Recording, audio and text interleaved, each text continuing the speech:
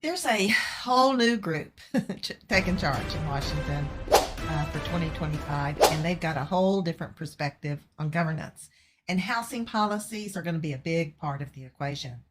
So, what are these potential policies? How could they impact the housing market, both nationally and here in the Eastern Panhandle?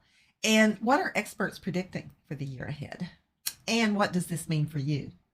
Stick around because we're diving into all that, the data, the predictions, and the possible impact of these changes, because 2025 could be a year of major shifts. So we'll start with some predictions experts are making based on the current indicators. And then we'll get into how the new government and some of their policies could shake all that up. Nationally, experts like Zillow and CoreLogic predict a modest 2% to 4% increase in home prices for 2025. Redfin forecasts existing home sales to rise to around 4.2 million, and mortgage rates are expected to stay between 6 and 7%, according to Realtor.com. And that consistency could encourage buyers to get back in the market. They're tired of waiting for interest rates to return to those low rates we saw a few years ago. That ain't going to happen. But they still are going to be faced with the affordability crisis caused by years of rising prices. Here in the Eastern Panhandle, demand is being driven by out-of-state buyers looking for more affordable homes and a quieter lifestyle. But that influx and the inventory shortage is making it very hard for locals and first-time buyers to compete. While home prices nationally are expected to rise modestly, the Eastern Panhandle could see slightly higher than average increases because of its unique appeal: lower taxes, proximity to major cities with much higher taxes, and the scenic landscapes. And that keeps demand high here and inventory pretty tight. In fact, that issue, tight inventory, is not just in the Eastern Panhandle. It's one of the biggest issues facing the market as a whole. According to the National Association of Realtors, the U.S. is short by 4 to 6 million homes. And this problem dates back to the 2008 financial crisis, when construction slowed significantly, and it's been compounded by labor shortages and rising material costs.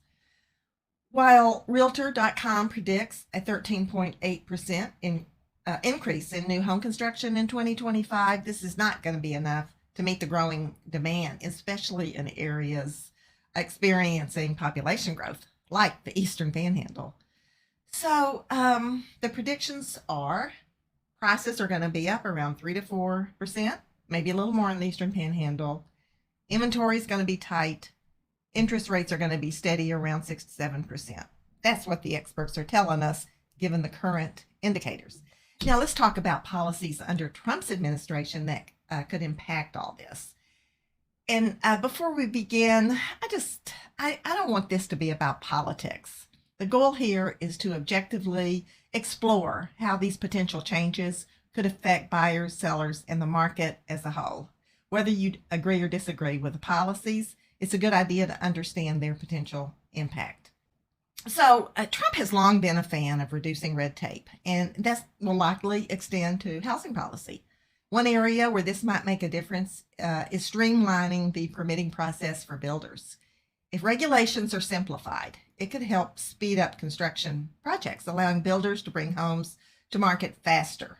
And this would be a much needed boost in addressing the housing shortage. At the same time, Trump has proposed tariffs on building materials like lumber and steel.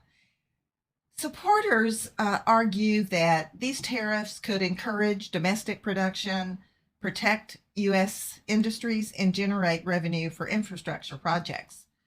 But critics warn that tariffs raise costs for builders, which are often passed on to buyers. For example, previous tariffs on Canadian lumber added an estimated $9,000 to the cost of an average new home. Supporters of tariffs argue that domestic production would fill the gap, and boosting local production is important for long-term stability. If we're less reliant on imports, we'll be better prepared to meet demand. That's the argument supporters of tariffs are making. But higher material costs could discourage new construction, worsening the inventory shortage. And labor availability is another concern. Stricter immigration policies could reduce the construction workforce. A lot of immigrants work in construction. So that could lead to delays and higher labor costs. So again, it's going to be very important how these policies are implemented. How they are implemented is going to play a big part on how they affect the market.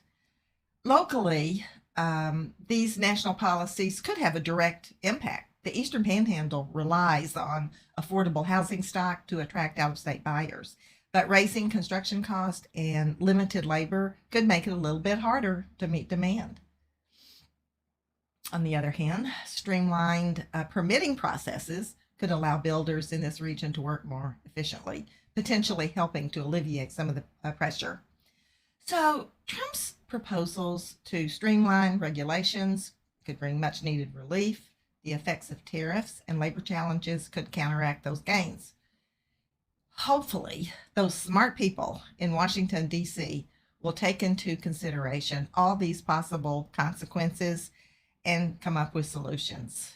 We'll all just have to wait and see how these new policies are put into effect, how they are implemented. The 2025 housing market will be defined by competing forces, inventory shortages, rising costs, and the implementation of new policies. It'll be interesting to watch. I know I'm watching because it is going to impact the housing market. I'm Jana Classy. I'm a realtor here in the Eastern Panhandle, so contact me if you need help in the real estate department. Okay, thanks for tuning in. Tell us what you think. Leave a comment there. Just no strong political stuff, please. And I'll see you next week. Have a great week. Bye.